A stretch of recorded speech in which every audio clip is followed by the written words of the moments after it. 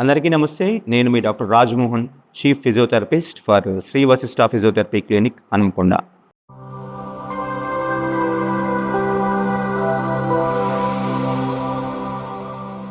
ఈ మధ్య కాలంలో మన క్లినిక్‌ని సంప్రదించిన కేసెస్‌లో ఎక్కువగా చూస్తూ ఉంటే పెయిన్ ట్రీట్మెంట్‌తో పాటు ఫ్రాక్చర్ ట్రీట్మెంట్ కూడా ఎక్కువగా రిజిస్టర్ అవుతున్నాయండి.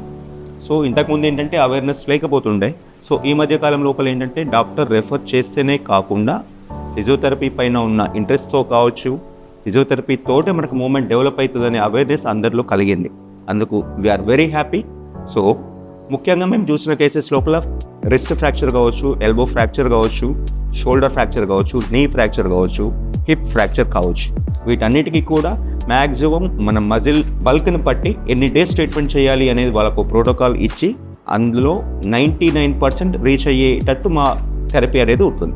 ముఖ్యంగా రిస్ట్ జాయింట్ ఫ్రాక్చర్ సంబంధించి పోస్ట్ ట్రామాటిక్ స్టిఫ్నెస్ అంటూ ఉంటాం. అంటే సర్జరీ తర్వాత, ఆపరేషన్ తర్వాత వచ్చే బిగుస్తరాన్నే పీటీఎస్ ఆఫ్ రిస్ట్ జాయింట్ లేదా post traumatic stiffness of wrist joint అని చెప్పి అంటూ ఉంటాం.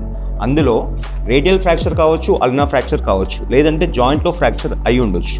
సర్జరీ తర్వాత ఈ మూమెంట్ అనేది రెస్ట్రిక్ట్ అవుతూ ఉంటుంది. మనకు ఫ్లెక్షన్ ఎక్స్టెన్షన్ రాకపోవచ్చు, అల్నా డీవియేషన్, రేడియల్ డీవియేషన్ రాకపోవచ్చు. దాంతోపాటు సుపనేషన్ అండ్ ప్రొనేషన్ ఈ మూమెంట్స్ కూడా రాకపోవచ్చు. కండరాల బిగుస్తనంతో స్టిఫ్నెస్గా ఇలాగే ఉండే సందర్భాలు చాలా ఉన్నాయి. అందులో ముఖ్యంగా ఎప్పుడైతే మనకు సర్జరీ అయింది లేదు, ట్రీట్మెంట్ అనేది డిఫరెంట్గా ఉంటుందండి. అది సర్జరీ అయిందా లేకపోతే ఓన్లీ క్రీప్ బ్యాండేజ్ అప్లై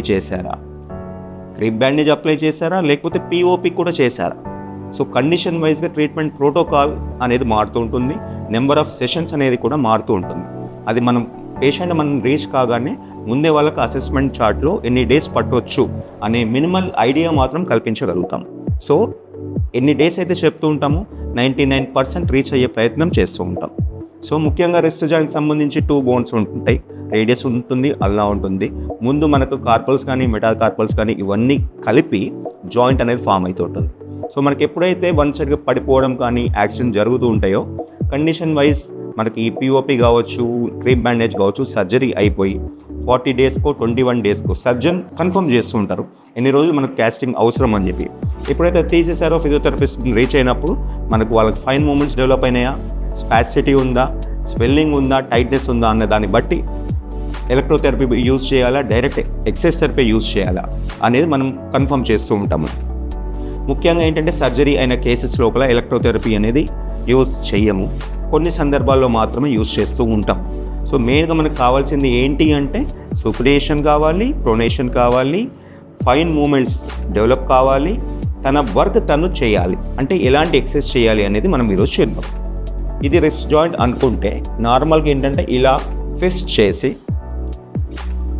ఈ సైడ్ ఒక 20 రెపిటేషన్స్, అదేవిధంగా ఆపోజిట్ డైరెక్షన్లో ఒక 20 రెపిటేషన్స్, ఎక్స్టెన్షన్స్, అదేవిధంగా ఫ్లెక్షన్ ఎక్స్టెన్షన్. దాంతోపాటు యాక్టివిటీ పెరగాలి అంటే మనకు ఈ మూమెంట్ కూడా కావాలి. కాబట్టి సుపనేషన్ అండ్ ప్రొనేషన్ ఈ మూమెంట్స్ కూడా ఒక 20 రెపిటేషన్ చేస్తూ ఉండాలి. ఇది అయిపోయిన తర్వాత ఏంటి అంటే మనకు ఇక్కడ స్పేస్ అనేది క్రియేట్ కాబడుతూ ఉంటుంది మనం రెగ్యులర్గా చేసే ఎక్సర్సైజ్ తోటి. సో అలాంటి టైం లోపల ఏం చేస్తూ ఉంటాము అంటే రొటేషన్స్, క్లాక్ వైజ్ ఒక 20 repetitions and anti clock wise ఒక 20 రెపిటేషన్స్. ఈ చిన్న ఎక్సర్సైజ్లు మీకు యూజ్ అవుతాయి అని కోరుకుంటున్నాను. ఇంతే కాకుండా టైట్నెస్ ఎక్కువ ఉంది, మూమెంట్ అసలే లేదు అని మీరు ఇబ్బందిగా ఫీల్ అవుతుంటే మీ దగ్గర ఉన్న ఫిజియోథెరపిస్ట్ని రీచ్ అవ్వండి. Thank you.